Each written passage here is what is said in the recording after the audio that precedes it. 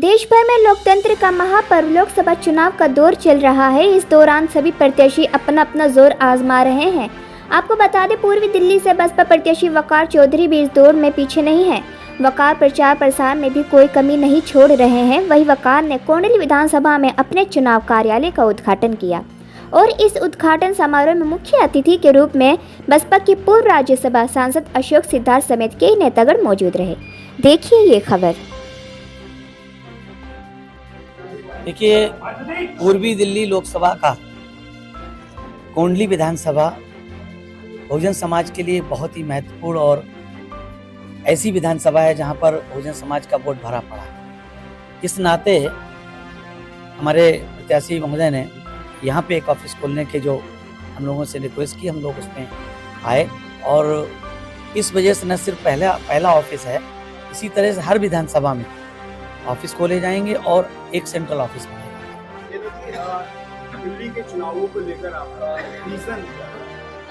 देखिए, बहुजन समाज पार्टी की राष्ट्रीय अध्यक्ष और इस देश के सबसे बड़े सूबे उत्तर प्रदेश की 4 बार लोकप्रिय, न्यायप्रिय, जनप्रिय मुख्यमंत्री रही परम आदरणीय बहन जी का न सिर्फ दिल्ली प्रदेश की लोकसभा सीटों के लिए विजन, बल्कि देश के सबसे ज़्यादा सीटों पर लड़ने का रिकॉर्ड बहुजन समाज पार्टी का है। उन सबके लिए एक ही विजन है कि इस देश में सामाजिक परिवर्तन और आर्थिक मुक्ति के जो आंदोलन है, जो सोशल चेंज और इकोनॉमिकल एमेंसिपेशन का जो मूवमेंट है, उस मूवमेंट के तहत इस देश में गैर बराबरी की व्यवस्था समाप्त हो, महंगाई, बेरोजगारी और गरीबी के साथ साथ जो बहन बेटियों पर अन्याय अत्याचार होते हैं, जो इस देश में सरकारें हैं वो हमारा वोट तो लेती हैं, लेकिन उस वोट लेने के बाद जब सरकार बनाती है उसके बाद हमारे लोगों की तरफ ध्यान नहीं देती। यानी कि जो 85 से 90% बहुजन समाज है, जिसमें SC, ST, OBC और रिलीजियस माइनॉरिटी में विशेष रूप से जो धार्मिक अल्पसंख्यक में खास तौर से वो लोग, जो मुस्लिम समाज जो बड़ी संख्या में माइनॉरिटी में गिना जाता है, जिसकी आबादी लगभग पूरे देश में अगर एक निकालें तो 16-17% है, और दिल्ली और उत्तर प्रदेश जैसे बड़े राज्यों में और बिहार जैसे, बंगाल जैसे बड़े राज्यों में 20% से ज़्यादा आबादी है।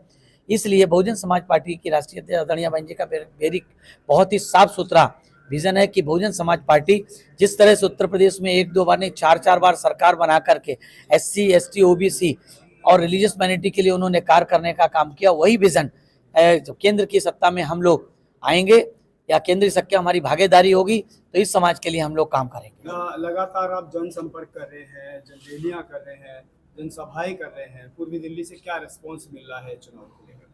देखिए, बहन मायावती जी ने मुझ पे विश्वास जताया, सबसे पहले मैं उनका आभार, और आज यहाँ पे ऑफिस का उद्घाटन किया है उसके लिए डॉक्टर अशोक सिद्धार्थ जो माननीय राज्यसभा सांसद रह चुके हैं 2 बार, उनका आभार। प्रदेश के अध्यक्ष लक्ष्मण जी, उनका आभार। आप लोग सब पत्रकार बंधु देख रहे हैं कि किस तरह से जन समूह मेरे साथ रहता है, किस तरह जनता का प्यार मिल रहा है, क्योंकि हम सच के लिए लड़ रहे हैं, हम बहके या झूठे वादों के लिए नहीं लड़ रहे हैं। भारतीय जनता पार्टी हो, आम आदमी पार्टी का या जो ये कांग्रेस का गठबंधन है, ये हो, सबकी पोल खुल चुकी है। ये पानी का बुलबुला था जो फूट चुका है।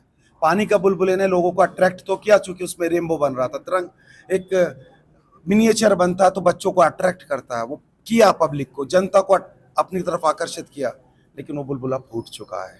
जनता समझ चुकी है। जनता इस बार सारी बातों का जवाब वोट से देने वाली है।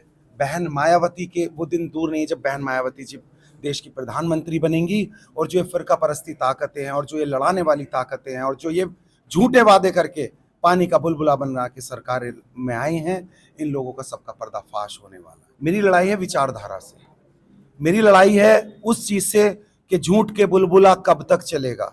दलित भाई तो सारे मेरे साथ में हैं, आप देखते हो, दलित और मुसलमान साथ में लड़ रहे हैं। आप आज वजूद की लड़ाई लड़ रहे हैं, वो दलित समाज हो या मुस्लिम समाज हो, वो हम लोग वजूद की लड़ाई लड़ रहे हैं। तो गठबंधन ने एक चाल खेलने की कोशिश की कि एक दलित समुदाय के बंदे को जनरल सीट पे खड़ा करके सिंपैथी लूटने की कोशिश की, लेकिन वो चाल कामयाब नहीं होने वाली है।